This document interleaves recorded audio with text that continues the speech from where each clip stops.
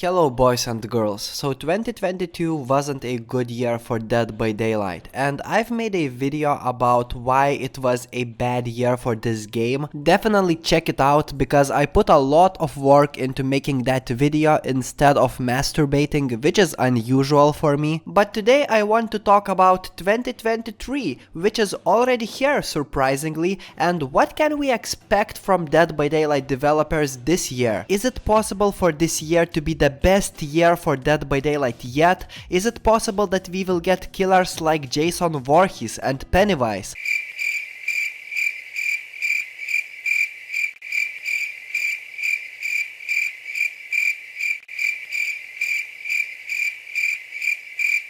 Look at this dude.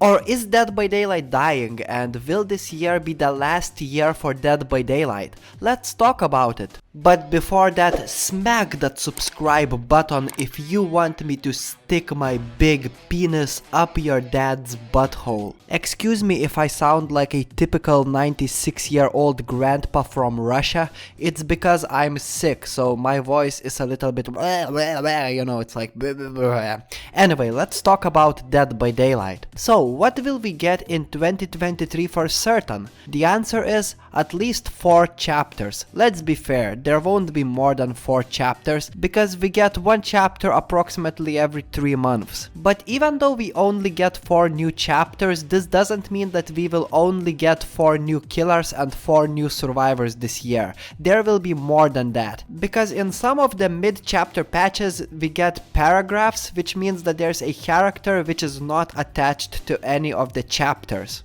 Also, there's a possibility that the next chapter will have multiple characters, I mean multiple survivors or even multiple killers, who knows. For a while there have been rumors that Dead by Daylight developers are making a chapter which consists of 2 different killers. Honestly, I thought that that chapter would be the Resident Evil Project W chapter. I believed that we would get Albert Wesker and Mr. X in the same chapter, but we didn't. We only got Albert Wesker, so who knows, if the rumors are right, we might get the new chapter with 2 different killers this year. And Dead by Daylight's game director Matthew Cote, or I'm sorry if I can't pronounce his name properly, he has confirmed that there are even more interesting licenses coming into the game. So for all of you my homies who love horror movies and horror video games, it's already confirmed that this year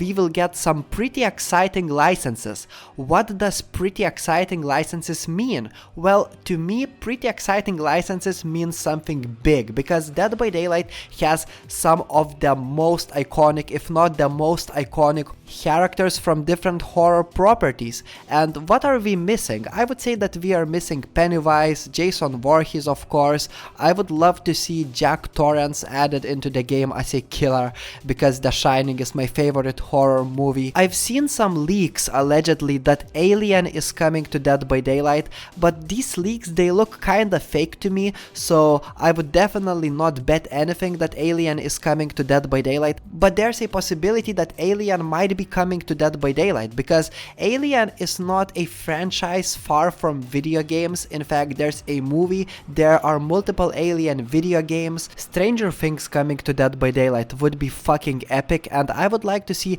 the Wednesday chapter in Dead by Daylight 2. Also, I didn't forget, there's always a possibility of the Candyman chapter. I don't know what we will get this year, but Dead by Daylight developers have worded that the next few licensed chapters will be epic. They mentioned it on the interview which I saw somewhere online, and I believe that the next few chapters will be huge for horror fans. I do not know what they will consist of, but I do believe that these chapters will be epic and they will bring a lot of players who stopped playing Dead by Daylight back into the game. Which I have always believed that licensed chapters help Dead by Daylight to grow as a game. A lot of Stranger Things fans have started playing Dead by Daylight just because of that chapter. A lot of Resident Evil fans started playing Dead by Daylight just because Albert Wesker and fucking Nemesis got added into the game. You see where I'm going? These chapters really help Dead by Daylight. And I see some people coming to my videos and they comment something like Dead by Daylight is a dying game. In 1 or 2 years Dead by Daylight will be dead, ha ha ha. Which I completely disagree with, because Dead by Daylight developers, they got this ability to make these huge contracts with other gaming companies and even Netflix themselves to bring these huge iconic licensed chapters into the game, which kind of revives the game. Plus Dead by Daylight has got no competition, plus it's the only game for this company which is making them a lot of money. Do you think they really want to kill their own game which brings them a lot of money? I don't think so.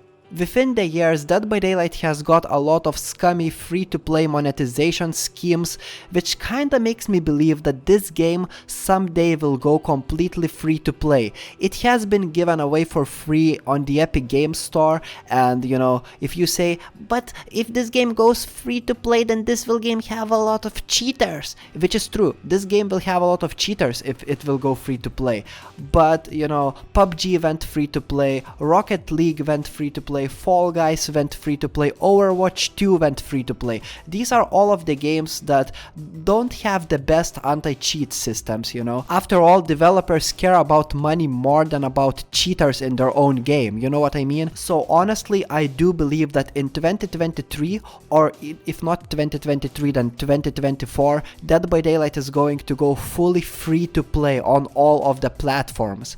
And you know, don't be shocked if it goes free to play all of a sudden. This is just my personal opinion, but I do believe that it might be 2023 when this game goes free to play. So comment, what do you think about this game going free to play? I mean, all of the monetization schemes are pointing towards this game being free. Other than that, in 2023 we will have our typical Dead by Daylight anniversary event, which will be probably streamed on YouTube and Twitch as usual. I hope that we will get to see something interesting this year, and I really hope for some more bug fixes, because yeah, Dead by Daylight has always been very buggy and I don't see more bugs than I have ever seen in this game, but you know, I don't want to play a buggy game, you know what I mean?